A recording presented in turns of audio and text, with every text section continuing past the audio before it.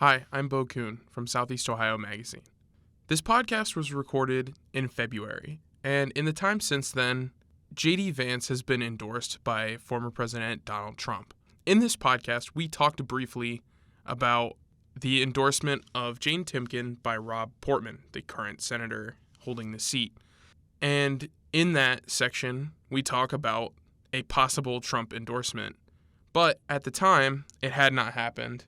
So I want you to have that in mind going into this and enjoy. JD Vance he was first kind of catapulted into the spotlight when he wrote his memoir, Hillbilly Elegy. So Hillbilly Elegy was published in 2016. And before that, he was from Middletown, Ohio. So that's where he grew up. In his memoir, he talks a lot about, his childhood.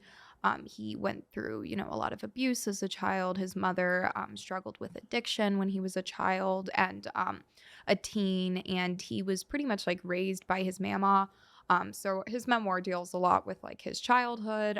He went on to serve in the Marines. He then went to Ohio State University, and then he actually went to Yale Law School and graduated from Yale Law School. So then Hillbilly Elegy gets published in 2016, and he, like I said, is really catapulted into the spotlight. It's kind of in the backdrop of the 2016 election. People are trying to understand where voters are, where Donald Trump has come from, and I think people who are unfamiliar with Appalachia, there's kind of this idea that, in Appalachian studies, there's this idea that, Appalachia gets rediscovered every certain amount of time. And, in the wake of the 2016 election, obviously a lot of rural areas went pretty for Trump. So I think a lot of people were just looking for context. And some of them say they found it in Hillbilly Elegy. He was doing interviews. He was a cable commentator. And then he, moved back to Ohio. He's a venture capitalist, so he invests a lot, and that's kind of where he is at now, except he is also running for U.S. Senate. So he is running for Rob Portman's soon-to-be vacated seat. Rob Portman is retiring, so he and a whole host of other pro-Trump candidates are running to be the GOP nominee for the Senate seat, and then ultimately one of them hopes to win the general election. Who would you say is the favorite? The front runner right now is Josh Mandel, although it's kind of tightening. That is kind of reported here by NBC4 out of Columbus. So he is kind of the front runner, but it's getting tight. I mean, it's a pretty crowded field of candidates. So Cleveland banker Mike Gibbons comes in behind Josh Mandel, and then JD Vance comes in third in this poll. And I don't know if this article came before, and I mean, I'm sure we'll talk about this later. Rob Portman actually endorsed Jane Timken, who's running on the morning of this event that you and I went to. But as of this poll, which was February 14th, that's when the NBC4 reported this, Jane Timken was polling below others. So it was Josh Mandel with 21%, Mike Gibbons with 16.4%, JD Vance with 14.3%, Matt Dolan with 10.2%, and then Jane Timken with 9.8%. So. Okay. And I believe the event we went to was on the 16th. Yeah, it was Thursday, February 16th, and it was kind of in, so Vance has been, as part of his campaign, he's been kind of going on this tour around Ohio. So they're a series of town hall events. They're pretty small, based on just the one we were at, and also photos I've seen of them. So they look to be pretty intimate, 10, 12 people at them, maybe more come to some of them. But he's been having a ton of these events. He's had, I think the one we were at on Thursday was his 24th event since January. And there were 3 on Thursday. There was one in the morning, there was one in Marietta midday that we went to, and then there was another one in the evening.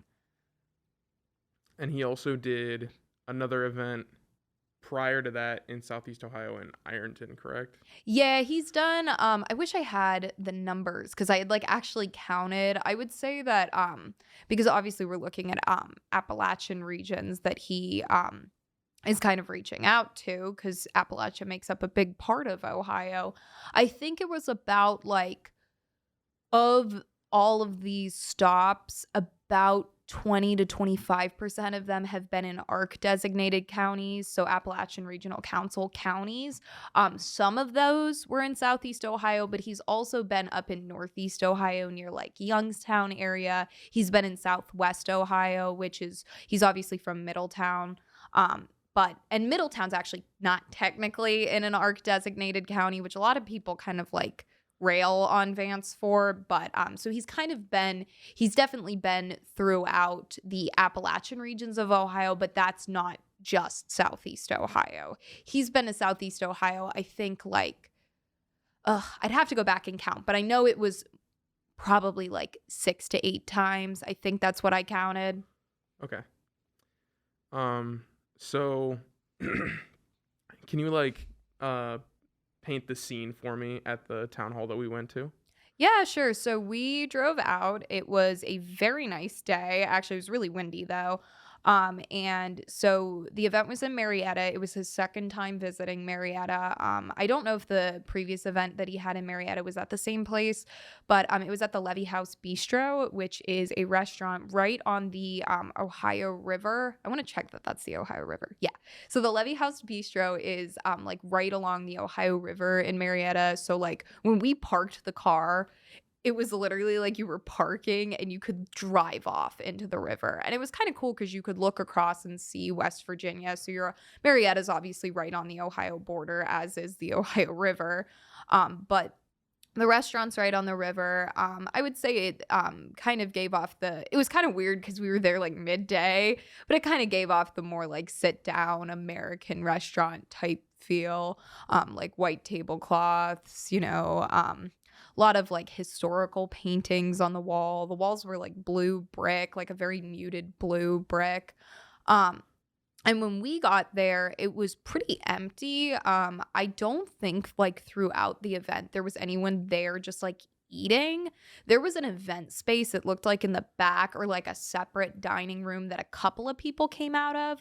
But in the main dining room that we were at, the only people there were the people who were there for Vance's event, and then also like workers. Because I really noticed at one point during the event, like it got kind of quiet, and then in the back of the kitchen, and this was honestly like throughout the whole event, like in the back of the kitchen, there were people like washing dishes, like probably getting ready for like dinner service. So you could hear like metal clanging in the back, and Vance was like talking about his agenda. Like it was kind of funny because the restaurant was pretty empty. So it was pretty much when we got there were only like 2 or 3 people there. By the time it started, it was Vance. I think he had like maybe 3 or 4 campaign organizers with him, and then there were like 10 or 12 people there. Yeah. Kind of ranging in age. I mean, there were 1 or 2 like younger guys there, and then some older, both women and men.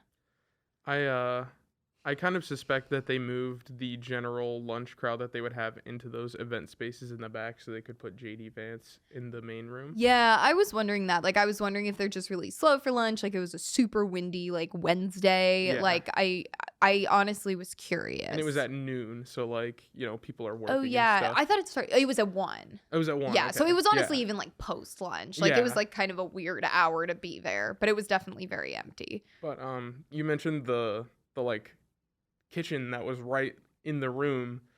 On my tape recorder, actually, you can hear the washing dishes and moving dishes around, and you hear them talking a little bit and stuff. For sure. So they were like right there. Yeah. What kinds of things did JD Vance talk about? So he kind of gave a spiel off the top that was like, I'm JD Vance. This is who I am very briefly. And then like, this is where my campaign kind of stands as we meet today. And then he really opened it up to the crowd. All right, so let me just sit down here and these events were branded as town hall style events. So the majority of the event was kind of open to the people who came and them asking questions. So the conversation took a lot of directions. Trying to think of like the big touchstone issues. Um, I think the first thing that I remember coming up, and this has obviously been, especially on the right, like a point of conversation was there was a lot of conversation about public schools, and, mask mandates and the kind of boogeyman that is critical race theory. So there were several questions about public schools. There were questions about like gridlock in Washington, D.C. and bureaucracy in Washington, D.C. There were questions about, I think the very first question was about Second Amendment rights and gun rights. But that conversation didn't really linger. The ones that really lingered were about like public schools and, kind of the litany of issues that people have with public schools. A lot of them have been, pretty nationalized conversations. And then also like Washington and bureaucracy in Washington and gridlock in Washington and topics like that. And then at the end, I think that it focused a lot on in a way like jobs. I remember one or two people were talking about, one guy was talking about his dad and his dad who works at one of the other candidates, like I think Timken Steel. Yeah. I was gonna say. I was gonna say. So he was talking about like how his dad works at Timken Steel, and there was another guy who was talking about how he had just been recently laid off. So I think a lot of the conversation kind of like ended on like jobs and the economy. So I would feel like those were the three like big issues that I saw talked about. I don't know. Is there anything that comes up in your head that I missed? Not from during the town hall portion. I think it was pretty like standard Trump Republican brand of politics in general. And, part of that is because the people who were there were asking these questions and stuff like that. Yeah, it was definitely really driven by the people who came to the event. Exactly. Like I think I thought that was an interesting approach. It was very much like, sit down at the table and talk to me about the issues that I'm going to prioritize as a candidate. Yeah. The thing that I thought was interesting was after the town hall. Yeah. So, so I had asked a question during the event, and then I ended up having a chance to kind of do like a brief interview with Vance after the event. And so I had asked him during the event kind of about Rob Portman, just because, Portman's endorsement, I don't know that we've really seen the effect of it yet, because he just endorsed her last week, but Portman endorsing Jane Timken, that's the first like really notable like endorsement other than, I guess, for Vance talks about this a little at the event.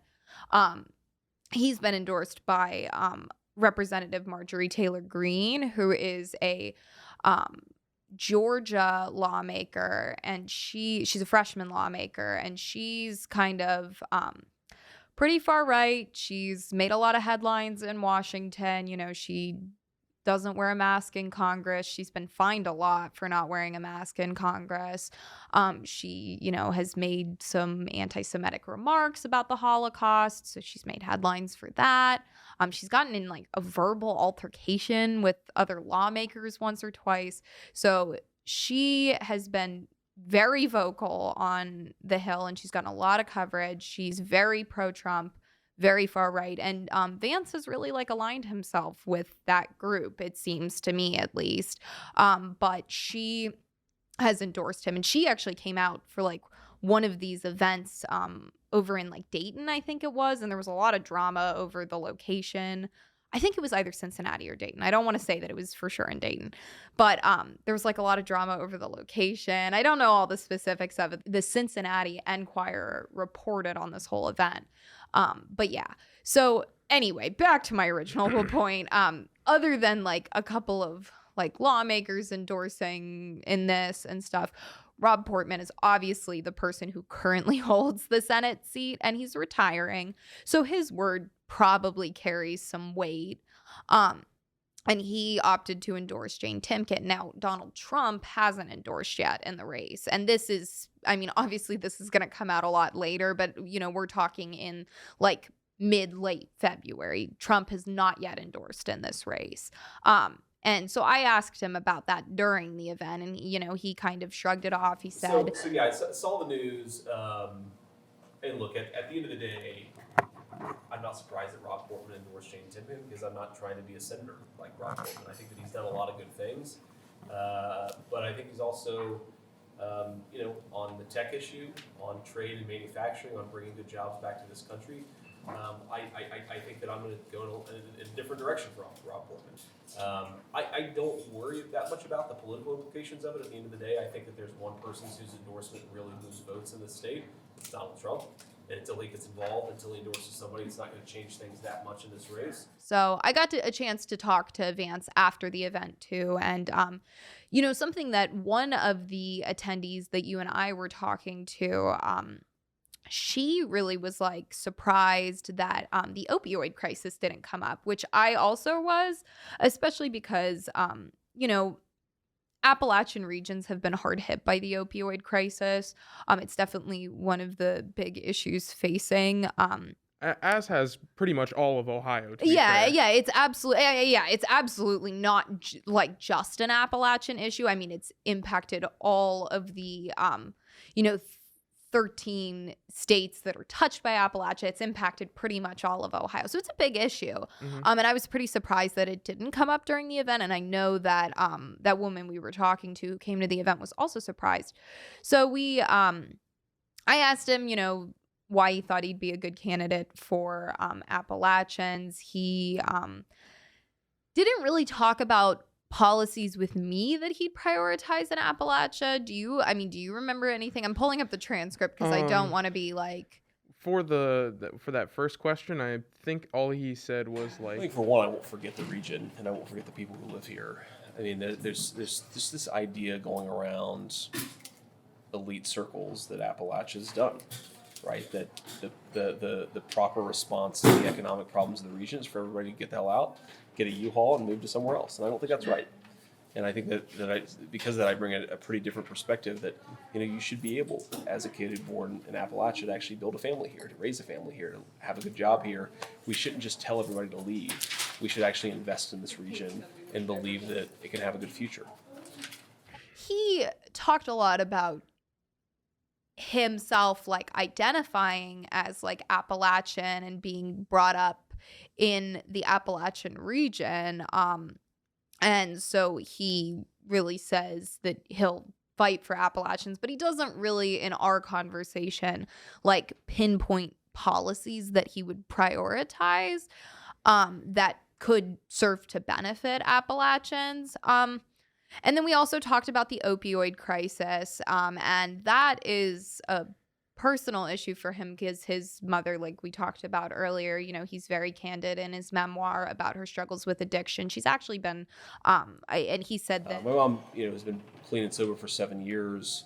You know, God forbid, 8 years ago, if she'd gotten bad carfentanil, maybe she'd be dead, right? Talked a lot about, you know, kind of he sees the opioid crisis, substance use and addiction in general as something that he sees as like two-pronged. And so I think you have got to prevent this stuff from coming in our communities in the first place. And then, you know, the second piece of it is you have to provide good treatment options to people once they actually want to make that step and get into treatment. We're better on this now than we were certainly 10 years ago, even 5 years ago, right? Like the bed shortage issue is not nearly as bad, but it's still there. You still have sometimes, you know, detox centers aren't able to take people who want to take that first step to treatment. So I think it's just fundamentally make sure that the treatment options are there for people who want them. I think his response about treatment in particular struck me as different from what you would hear from like your average Republican.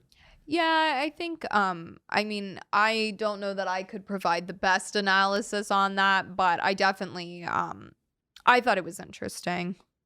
I thought it was a much more human moment during the whole day, basically. When you're at, like, campaign events, candidates can seem really stuffy sometimes, and that's just my observation. I don't know that that's necessarily my like opinion of Vance, but it was nice to talk to him for a few minutes after, because you know you're still talking to someone who's running for office, you're still interviewing someone who's running for office. But I did note a difference in the answers he gave to the full crowd and the answers he gave to me. And I was asking about different issues, but I felt like there was less far right, like almost like rhetoric. I don't know if rhetoric's the right word, but almost like what's that word that it's like words that get you heated. Do you know what I mean? Buzzwords. Yes, buzzwords. Yeah, there were less buzzwords. Vocab. There were less buzzwords. I mean, like it was at points like he definitely kind of fell into the I'm really trying not to get my opinion. Vance like definitely fell into the buzzwordy far right, like almost what Trump has like for copyrighted example, as a playbook for running for office. For example, he talked about critical race theory, and he provided an anecdote that was like they're telling our kids that they're racist, which is like one of the many ways that Republicans attack this issue. And he also talked about like when he was talking about guns, actually at the beginning, he said that the problem was urban crime and not like gun ownership and stuff like that. Yeah, there were definitely like certain moments that I just remember like a few things being said that did feel very like just not like emotionally charged, but it's like this is a phrase that the people that you're sitting at the table with are going to recognize as that's the way that they think about issues. Oh, yeah. And it was very like, okay, this was something I wanted to point out. And I'm looking through the transcript of the event. And now I'm remembering like another thing is like, again, clinging to these like buzzwords are also people. Like Dr. Anthony Fauci has become a very politicized person, not because he is necessarily inherently political. Like he wasn't elected, like he works for the National Institute of Health, but because of the COVID-19 pandemic and the very partisan responses to the COVID-19 pandemic, Fauci has become incredibly politicized. But again, at this event, we're talking with Ohio voters about Ohio issues, not Ohio issues, but issues at the federal level that Vance would prioritize to, further Ohio or better Ohio. And a lot of the conversations were about very national issues that may have some local roots, but there's conversations about Dr. Anthony Fauci and do you want Fauci in charge? And it's like, Fauci's not He was talking about racism being a public health crisis, correct? Yes. Okay. He says the quote is, if we make everything a public health crisis, we give Dr. Fauci control over it, right? You see what's happening with the virus, or, maybe they talk about making racism a public health crisis. Do you want Anthony Fauci in control, basically? And I'm paraphrasing there, but he's basically like asking everyone, do you want Dr. Anthony Fauci in control? So my conversation with him one-on-one did not feel as buzzy. Exactly. Yeah. I think at the end of the day, Vance noted it at the event, and obviously when this podcast runs and when this article runs, the primary is probably going to be over. But kind of like freezing things in time. Like right now, it's like the end of February. I mean, it's still kind of mid-February, but it's about to be the end of February. Trump has yet to endorse in this race. And I think, like how Vance noted at the event, that may be what it really comes down to. Because, I asked Vance if he felt like he was resonating with voters, and that's a pretty general, broad question. And I don't think any political candidate is going to say, no, I'm not resonating with voters. But, Vance asked about halfway through the event, is anyone set on who they're voting for in the primary? And I kind of noted this in my article, but like, I didn't really feel like anyone was quick to be like, I'm voting for you. Like, there was no, except for, and Vance kind of pointed to the guy from Jobs and Family Services. Around the room, who's decided who they're going to vote for? Like, are you guys shopping around? You guys already committed? You better be committed, man. I'm committed. I'm committed, and I told Matt Dolan that the other day. That's so good. That's good. They made me keep answering the call. They also Vance. clearly knew each other. Yes. be It was fair. very Yes. much like Like, hey, buddy, that kind of thing. No one really like jumped to like raise their hand and tell Vance they were voting for him until he kind of called one guy out who he clearly knew ahead of time. But the conversations you kind of overhear even after the event, I mean, it sounds like the people who were there, at least one or two of them kind of noted, I kind of come to all these just to see, what the different candidates are saying. So I think combining the polls with, again, he's been all over Ohio. He's doing these kind of like small level intimate town halls, but who's to say if it's working? I think that I think Trump's endorsement's going to matter a lot. And I think something that really struck me and a lot of the coverage I've read of the campaign up until this point too is, he talks about campaign finance reform, but he's received $10 million from PayPal co-founder Peter Thiel in a super PAC. So, it's kind of like a lot of questions that people have about like, do my politicians talk the talk and walk the walk? I will say, go ahead. From what I remember about what he said about campaign finance reform, it seemed like he was not calling for campaign finance reform in the way that somebody like Bernie Sanders would, where he's saying like small donors only get big money out of politics, because I believe there was a part where he said that big money and small money should be able to donate to a candidate. Yeah, he was kind of talking about it though, but he was like still like, I'm trying to remember. Small businesses and even our big businesses, people who are patriotic conservatives in the state have to get involved and be willing to support campaigns. I had a conversation 2 days ago, with a very wealthy person, a very successful business person, a person who's made more money and probably will make more money than every person at this table combined. Wow. Multiplied a few times. And what he told me is, I'd love to support your campaign. So yeah.